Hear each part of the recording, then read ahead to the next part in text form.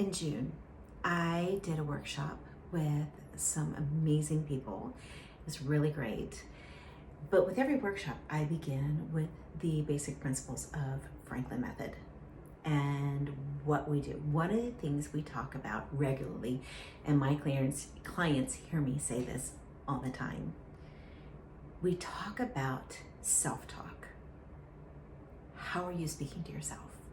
What are you saying to yourself on a daily basis?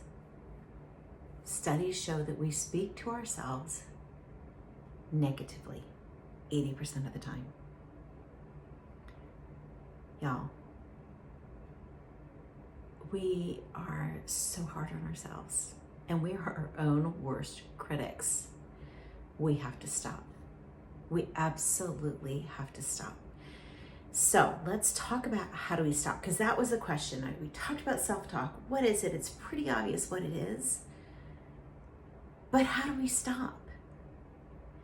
So kind of the first line of defense, I would say, is just listen to yourself. Take an hour, 2 hours, a morning, afternoon, a whole day. Listen to yourself. What are you saying to yourself? Is what you're saying serving you? Because if it's not, you have to stop. Okay, how do you stop? Kind of okay, easy peasy. You can say, let me give you for example. If I would say, I am not strong enough. Stop, just take that and shut it down. Shut it down. Don't listen, quiet that voice. Because you can form habits. We all know that, right? They can be good or they can be bad. We can form habits. So that's one thing. I'll be honest with you, that did not work for me. Because those habits were so ingrained in me when I first started this journey that I would just kind of roll my eyes and get mad and move on. So one of the things I learned to do is, again, let's come back to this, I'm not strong enough. I would make myself say 2 nice things. 2 things to combat that falsity. That is not a truth. So one of the things I would say is, you are lifting. If you are lifting, it has to be a truth. But I go to the gym a couple days a week. So I am doing what I can to make myself strong.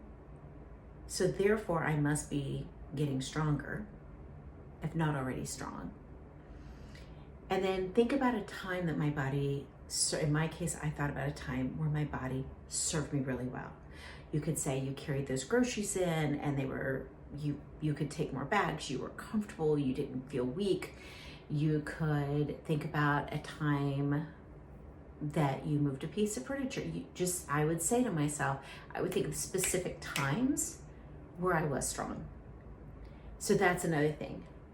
If it's a little more ingrained, I would journal on it.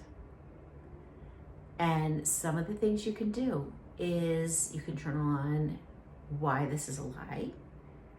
One of the other things worked for me is I was like, okay, so what if this is the truth? What is the worst that's gonna happen? And I would just write it out.